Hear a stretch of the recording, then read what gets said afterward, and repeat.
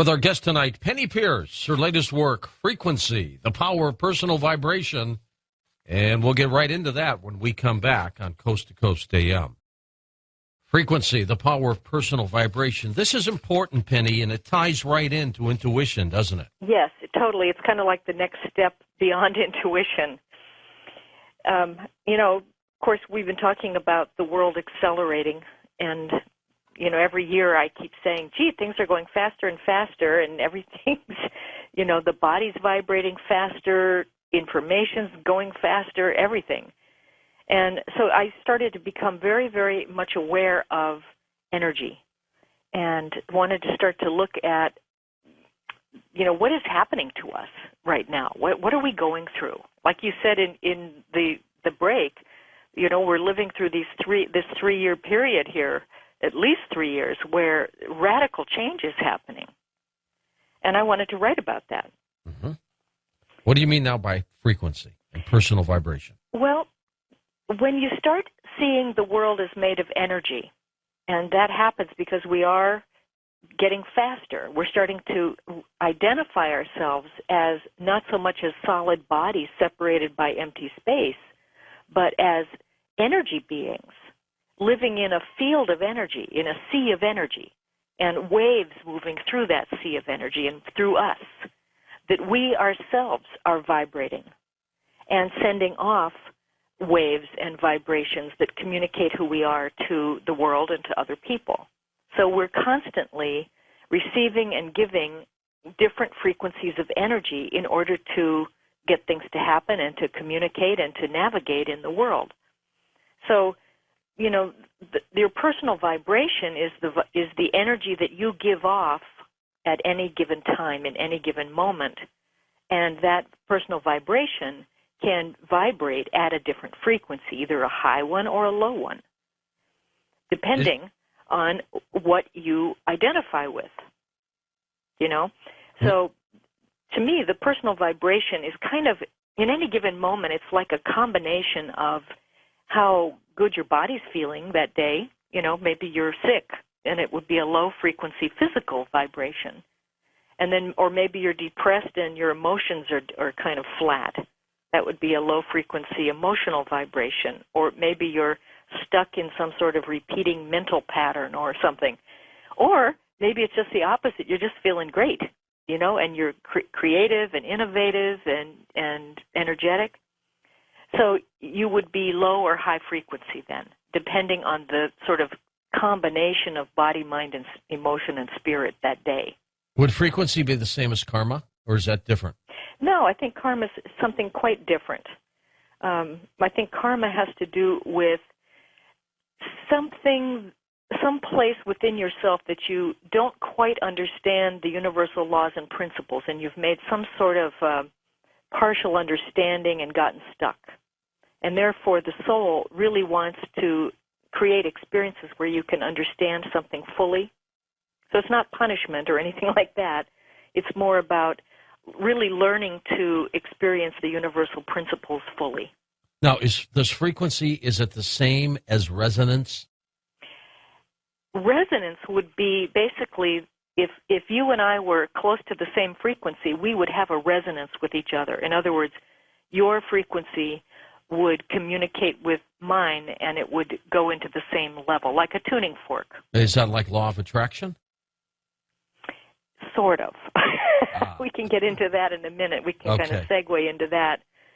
But what I want you to understand and the people to understand first is that personal vibration, first of all, it's a combination of those body, emotion, mind, and spirit at any given moment. But because we look to the outside world constantly for approval, or, you can let somebody else who's in a bad mood can make you feel in a bad mood.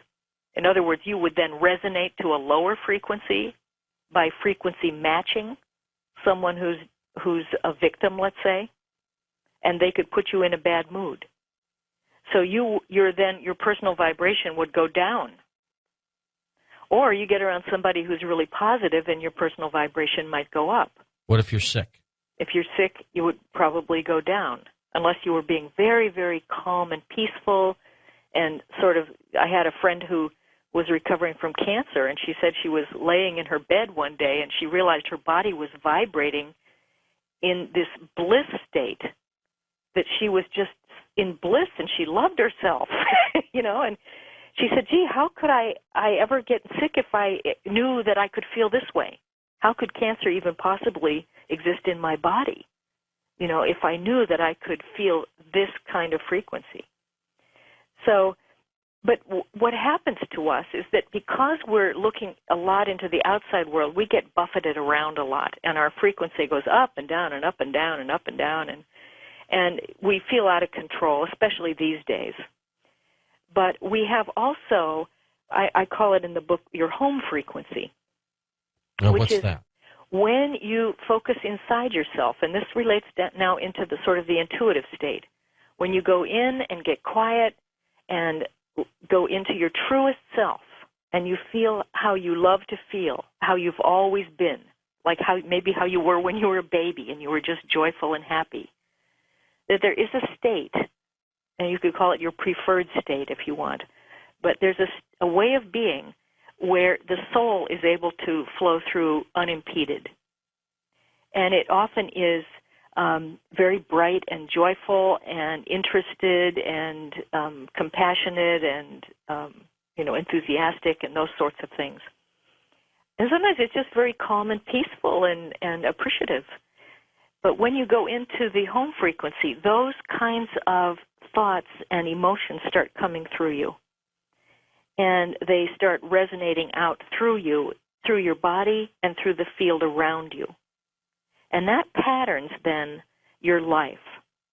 And once you sort of permanently identify yourself with your home frequency rather than with all the other crazy people out there in the world, you stabilize.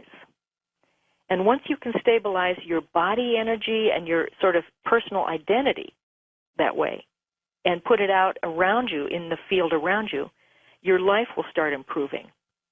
Can this be measured scientifically, your frequency?